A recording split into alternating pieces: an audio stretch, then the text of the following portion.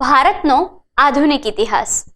ભારતના આધુનિક ઇતિહાસમાં આઈએનસીની સ્થાપના એટલે કે ઇન્ડિયન નેશનલ કોંગ્રેસ, તેની સ્થાપના, તેના પછી તેના અધિવેશનો અને તેના ખાસ કરીને પ્રમુખ, જે તે અધિવેશનમાં શું થાય છે અને તેની અસર સ્વાતંત્ર્ય પ્રાપ્તિ પર કેટલા અંશે પડે છે તેના વિશેની હવે આપણે માહિતી મેળવીશું. એટલે કે હવે આપણે અભ્યાસ કરીશું કે ભારતના આધુનિક ઇતિહાસમાં આઈએનસીની સ્થાપનામાં કોનો કેટલો ફાળો છે. આઈએનસીની સ્થાપના થાય છે 1885માં, 1885માં. હવે જ્યારે આઈએનસીની સ્થાપના કરવાની હોય છે તેના વિશેના ભારતના બેકગ્રાઉન્ડની વાત કરીએ તો આ સમયગાળા દરમિયાન આઈએનસીની સ્થાપનામાં સર E.O. હ્યુમનો ખૂબ જ મોટો ફાળો હોય છે.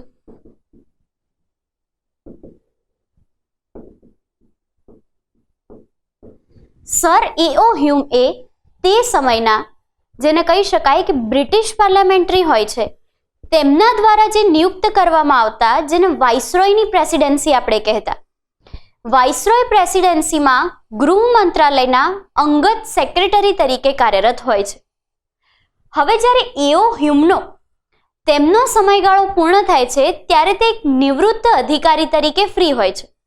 હવે E.O. હ્યુમ ત્યારે ભારતની આસપાસના વાતાવરણનું એનાલિસિસ કરે છે તો એમને એક્ઝેક્ટલી ખ્યાલ આવે છે કે આ સમયગાળો બહુ ક્રિટિકલ સમયગાળો છે, કારણ કે અત્યારે બ્રિટિશરો જેટલું સમજે છે એટલું બધું મજબૂત સામ્રાજ્ય તેમનું છે જ નહીં, જ્યારે સામે ભારતના લોકોમાં બ્રિટિશ સામ્રાજ્ય માટે પુષ્કળ અસંતોષ છે. તો હવે આ બધી વસ્તુઓમાં બેલેન્સ કરવા માટે શું કરવું? તે તો પોતે એક નિવૃત્ત અંગ્રેજ અધિકારી હતા, જ્યારે સામે સમગ્ર ભારત દેશની જનતા હતી. તો હવે તેમણે આ બંને વચ્ચેનો રસ્તો એ કાઢી આપ્યો કે એક એવી મોટી સંસ્થાનું નિર્માણ થવું જોઈએ કે જે આ સંસ્થા બ્રિટિશરો અને ભારતીય નાગરિકો આ બંને વચ્ચે એક બંધનું નિર્માણ કરી શકે. અને આ સંસ્થા એટલે કે Indian National Congress. Indian national કોંગ્રેસને આપણે ઇન્ડિયન એટલે કે હિન્દ, નેશનલ એટલે કે રાષ્ટ્રીય, અને કોંગ્રેસને તમે મહાસભા અથવા મહાસંઘના નામે ઓળખી શકો.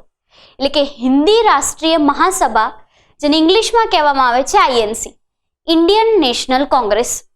તો આ રીતે 1885માં સર E.O. હ્યુમની ભારત પ્રત્યેની બ્રિટિશરો માટેની વિચારસરણીનું એક ફળ અને આ ફળ સ્વરૂપે થયેલી સંસ્થા એટલે કે આઈએનસી 1885માં જેની સ્થાપના કરવામાં આવી. વારંવાર આપણા વાંચવામાં આવે છે કે સર E.O. હ્યુમના પ્રયત્નથી આઈએનસીની સ્થાપના થઈ છે. પણ આ સર E.O. હ્યુમનું પૂર્ણ નામ શું હતું? Sir E.O. હ્યુમને એલન ઓક્ટેવિયન હ્યુમના નામે ઓળખવામાં આવે છે. જ્યારે તે નિવૃત્ત થયા ત્યારે તે ઇટાવા જિલ્લાના જિલ્લા મેજિસ્ટ્રેટ તરીકે કાર્યરત હોય છે. Sir E.O. હ્યુમના પ્રયત્નથી આઈએનસી માટે એક મહત્વનું સૂચન થાય છે. તેના અંતર્ગત સૌ પ્રથમવાર 25મી ડિસેમ્બર 1885ના રોજ પૂના ખાતે પેશવાબાગ નામના સ્થળ ઉપર એક મહત્વની સભા ભરાય છે. હવે 25મી ડિસેમ્બર 1885ના રોજ પૂના ખાતે બધા જ મહાનુભાવો ભેગા થાય છે. પ્રયત્ન સર E.O. હ્યુમનો છે, પરંતુ તેમનું માત્ર ઉદ્દેશ્ય એકમાત્ર આ સંસ્થા સ્થાપવા પૂરતો જ હોય છે. તેમણે ઓલરેડી આ સંસ્થા સ્થાપવાના પહેલા તેના વિશેની પૂર્વ મંજૂરી બ્રિટિશ પાર્લામેન્ટમાંથી લઈ લીધી હોય છે. હવે તેના ભાગ સ્વરૂપે અહીંયા આગળ સંસ્થા સ્થાપવાનો હેતુ સિદ્ધ થાય છે. આ સંસ્થા સ્થાપતી વખતે મહત્વના અગ્રણી નેતાઓ જેમ કે દાદાભાઈ નવરોજી છે, KT તેલંગ છે, બદરુદ્દીન તૈયબજી છે, ફિરોઝ શાહ મહેતા છે વગેરે જેવા મુખ્ય નેતાઓ ભેગા મળે છે. આ બધા નેતાઓ ભેગા મળીને 25મી ડિસેમ્બર 1885માં પાર્વતી ટેકરી ખાતે એટલે કે પેશવાબાગ ખાતે પૂનામાં એક સભા ભરે છે. હવે પૂનાના આ સંમેલનમાં આઈએનસીની સ્થાપનાનો પાયો તો નંખાય છે, પરંતુ આઈએનસીની સાચી સ્થાપના ક્યારે થાય છે? તો આઈએનસીની સાચી સ્થાપના થાય છે 28મી ડિસેમ્બર 1885ના રોજ. પૂના ખાતે જે 25મી ડિસેમ્બરે સંમેલન ભરાયું હોય છે, આ સંમેલન સમયે પૂનામાં પ્લેગ નામનો રોગ ફાટી નીકળ્યો હોય છે, જેના પરિણામે આ સંમેલન દરમિયાન જેટલું જોઈએ તેટલું વધારે ક્રાઉડ ભેગું થઈ શકતું નથી અને જેથી નવું એક સંમેલન 28મી ડિસેમ્બરના રોજ ભરાય છે. 28મી ડિસેમ્બર 1885 ને આને તમે એક સાચી તારીખ તરીકે લઈ શકો. શેના માટેની? તો આઈએનસીની સ્થાપના માટેની. તો આ રીતે આઈએનસીની સ્થાપના 28મી ડિસેમ્બર 1885ના રોજ થાય છે. 1885માં 25મી ડિસેમ્બરે જ્યારે આ સભા ભરાય છે, તેના પછીની બીજી સભા મુંબઈમાં આવેલી ગોકુલદાસ તેજપાલ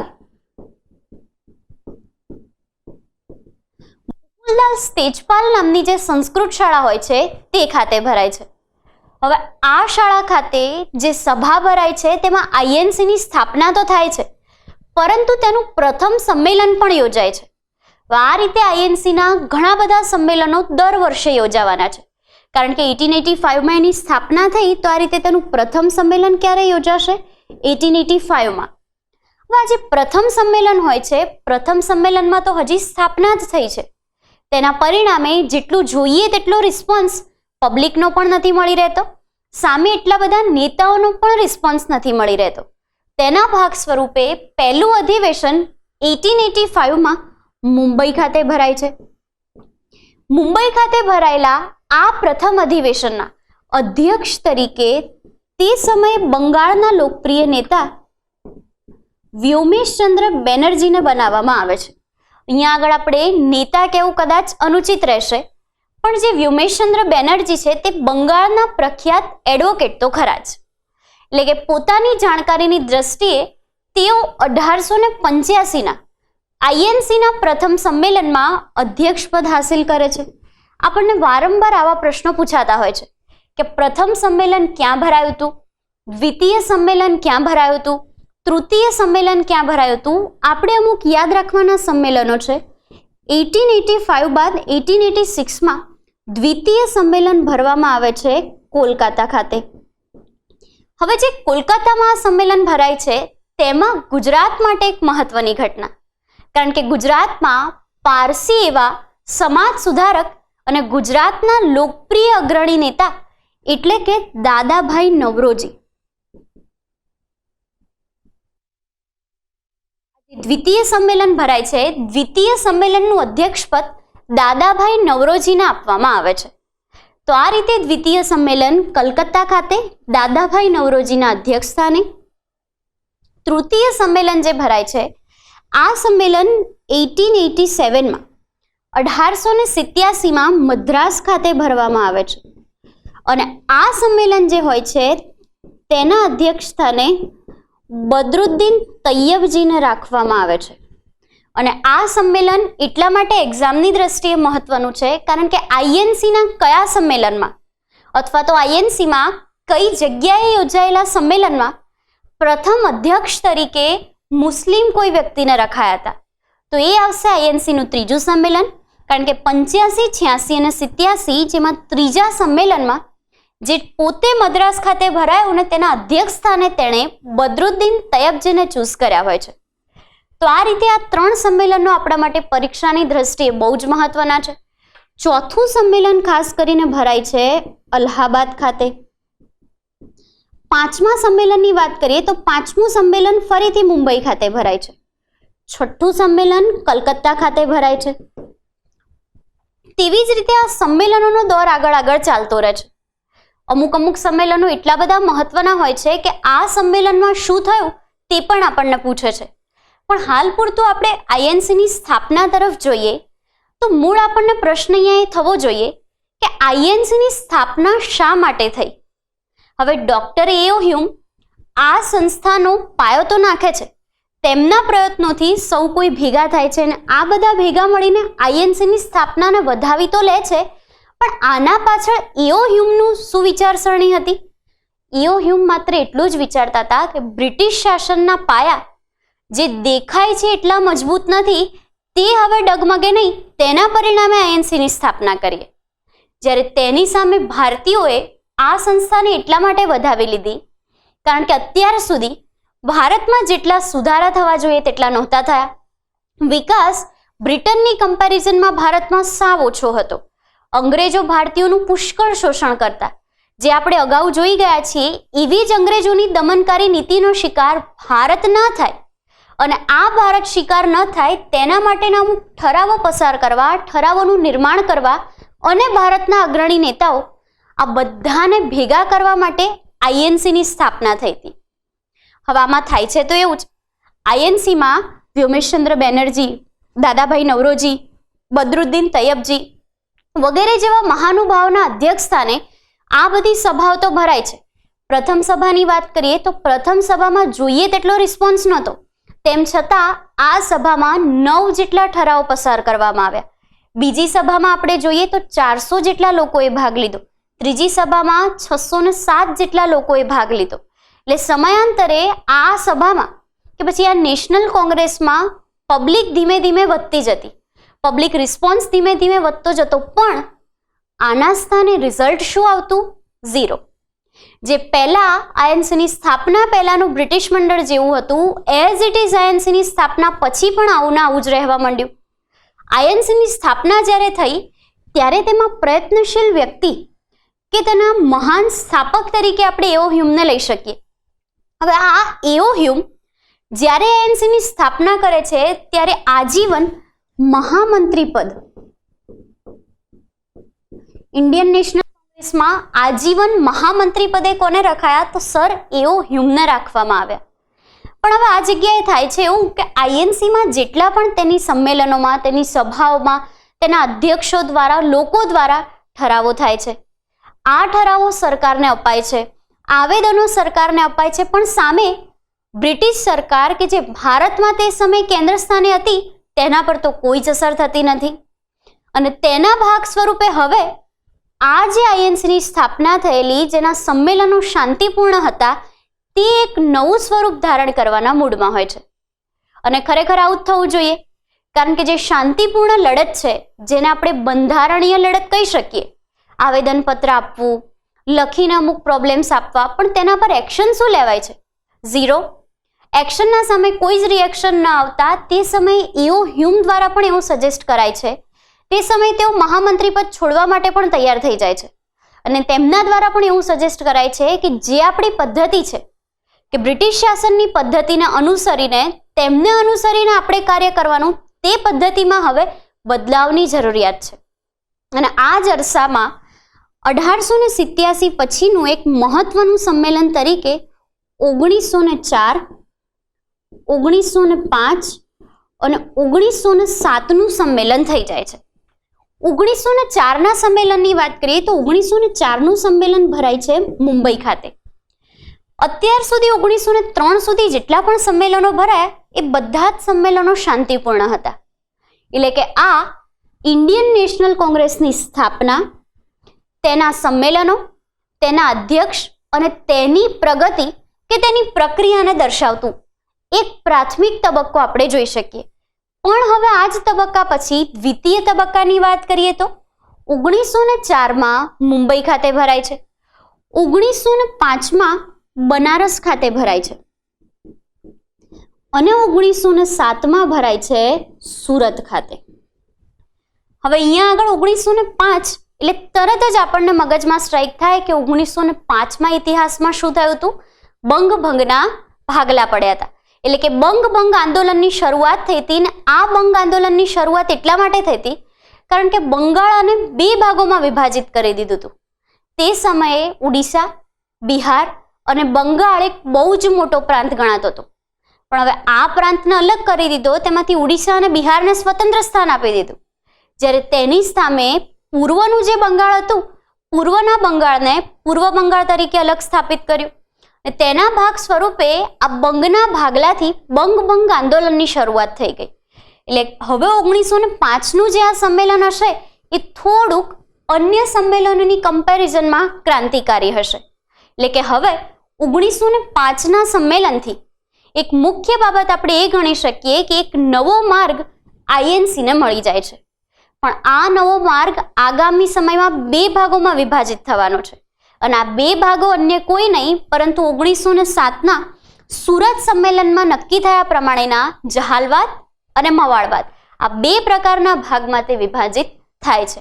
તો હવે આપણે અભ્યાસ કરીશું આઈએનસીના પ્રાથમિક તબક્કાનો અભ્યાસ કર્યા બાદ આઈએનસીનો દ્વિતીયક તબક્કો કયા પ્રકારનો હતો.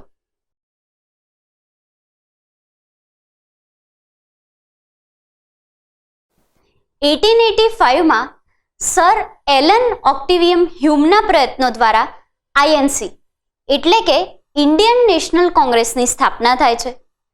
1885માં સ્થાપનાની સાથે તેનું પ્રથમ અધિવેશન, સમયાંતરે અનુક્રમે પ્રથમ, દ્વિતીય અને તૃતીય એક પછી એક એમ મુંબઈ, કલકત્તા અને મદ્રાસમાં તેના અધિવેશનો યોજાય છે.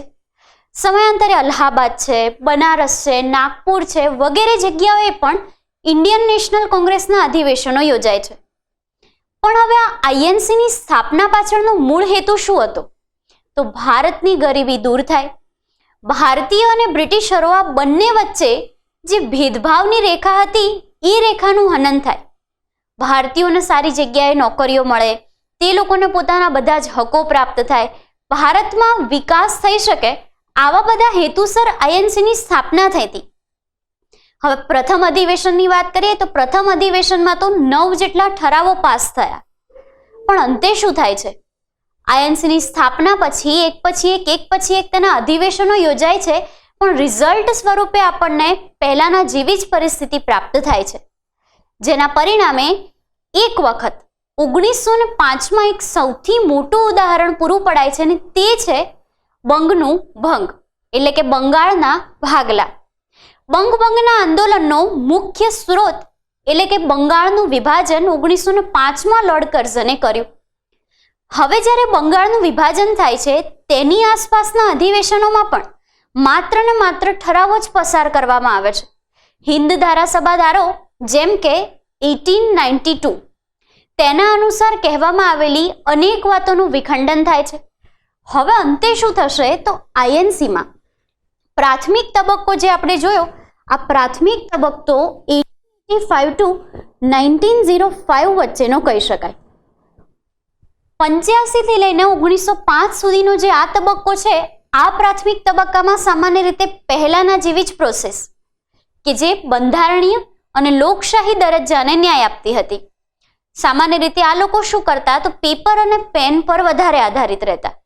પેપર અને પેન દ્વારા વારંવાર અંગ્રેજોને પત્રો લખવામાં આવતા, તેમને આવેદન આપવામાં આવતું અને તેમના જવાબની રાહ જોવામાં આવતી. આ જ રીતે તેમાં જ તેમનો સંપૂર્ણ સમય વેડફાવા માંડ્યો.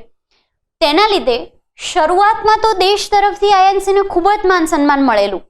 શરૂઆતમાં તો દેશે તેને વધાવી લીધેલું, પણ સમયાંતરે શું થવા માંડ્યું તો દેશની જે અપેક્ષાઓ હતી, પ્રજાજનોની જે આશાઓ હતી, તેના પર ઇન્ડિયન નેશનલ કોંગ્રેસની પદ્ધતિ ખરી ઉતરી શકી નહીં.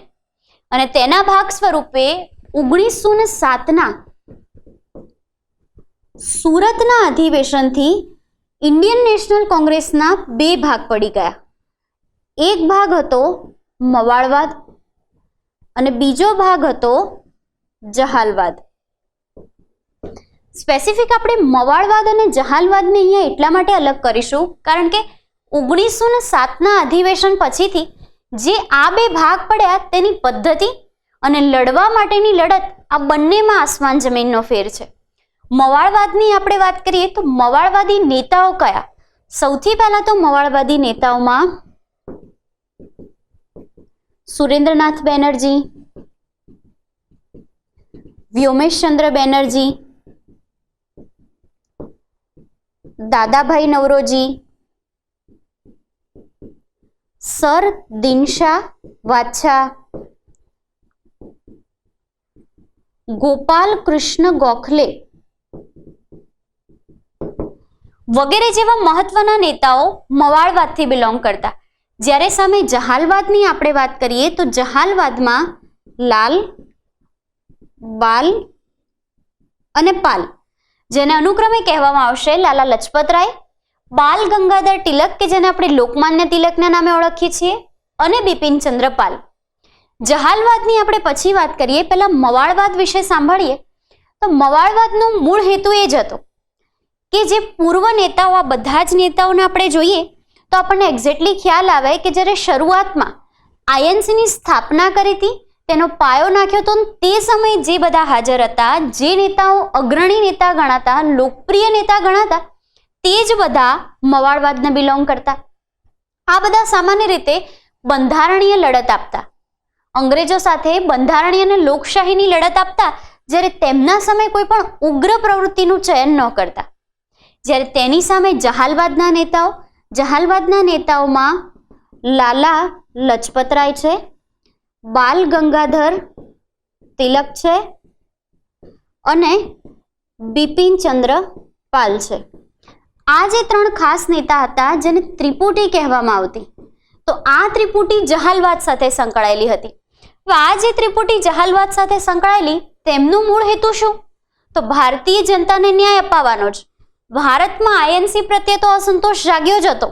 આ અસંતોષ એટલા માટે જાગ્યો હતો કારણ કે આઈએનસીની સ્થાપના પછી જ કેટલી બધી વખત ભારતમાં પુષ્કળ ભયાનક લેવલના દુષ્કાળ પડી ગયા. હવે આ જે દુષ્કાળનું સર્જન થાય છે, તેમાં ખાસ કરીને કેન્દ્રીય સ્થાને હોય છે બ્રિટિશરો. તો તેમણે ભારતીય પ્રજાની લાગણીઓ સમજવી જોઈએ, તેમનું દુઃખ સમજવું જોઈએ અને તેમને મદદ કરવી જોઈએ. અને આ મદદનું માધ્યમ શું બનવું જોઈએ? તો ઇન્ડિયન નેશનલ કોંગ્રેસ. કારણ કે તેની તો સ્થાપના જ લોકોની મદદ, લોકોની આશાઓ અને અપેક્ષાઓ પર ખરા ઉતરવા માટે થઈ હોય છે. પણ તેને સ્થાને ઇન્ડિયન નેશનલ કોંગ્રેસનું જે મવાળવાદી જૂથ હોય છે, આ મવાળવાદી જૂથ બંધારણીય લડત આપવાના પરિણામે અંગ્રેજોના સાચા લક્ષ્ય સુધી પહોંચી શકતું નથી. અને તેથી ભારતીય પ્રજામાં પુષ્કળ અસંતોષ ફેલાય છે. અને તેના પરિણામે હવેનો જે સમયગાળો છે, આ સમયગાળામાં મોટે ભાગે જહાલવાદી નેતાઓનું વર્ચસ્વ વધતું જોવા મળશે. કારણ કે આ બધા જે હતા એ યંગ બ્લડ હતા, યુવાન નેતાઓ હતા. જ્યારે મવાળવાદી નેતાઓ સામાન્ય રીતે કેવા હતા? તો તે પૂર્વ અગ્રણીય નેતાઓ, એટલે કે સામાન્ય રીતે એજેડ, જેને કહી શકાય, એલ્ડર્સ પ્રકારના હોવાથી તેઓનું વલણ જૂનું જ મવાળવાદ જેવું જ પકડી રહ્યું. જ્યારે જહાલવાદી નેતાઓમાં લાલા લજપતરાય, બાલ ગંગાધર તિલક અને બિપિનચંદ્ર પાલ જેવા નેતાઓનો સમાવેશ થાય છે.